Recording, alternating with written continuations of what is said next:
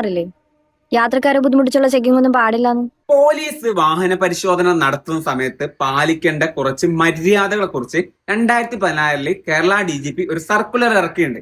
ആ സർക്കുലറിൽ പറയുന്ന ഇമ്പോർട്ടന്റ് ആയ കാര്യങ്ങൾ എന്തൊക്കെയെന്ന് വെച്ചാൽ, വാഹനം പരിശോധിക്കുന്ന സമയത്ത് ഡ്രൈവർ പുരുഷനാണെങ്കിൽ അവരെ സുഹൃത്തെ അല്ലെങ്കിൽ സർന്ന് അഭിസംബോധന ചെയ്യണം.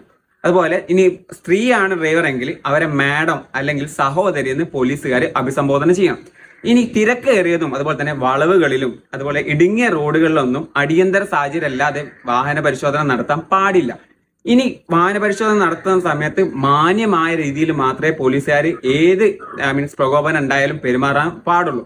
അതുപോലെ വാഹന പരിശോധന നടത്തുന്ന സമയത്ത് ഇനി ആളുകൾ എന്തെങ്കിലും നിയമലംഘനം നടത്തിയിട്ടുണ്ടെങ്കിൽ അവർക്ക് ഏത് സെക്ഷൻ പ്രകാരമാണ് അവർ കുറ്റം ചെയ്തത്, എത്രയാണ് ഫൈന് വരുന്നത്, ഇനി ഇത് കൂടാതെ അവർക്ക് ഈ കോടതിയിൽ പോയിട്ട് ഫൈൻ അടയ്ക്കാൻ പറ്റുന്നുള്ള കാര്യങ്ങൾ പോലീസുകാർ പറഞ്ഞ് മനസ്സിലാക്കി തരണം.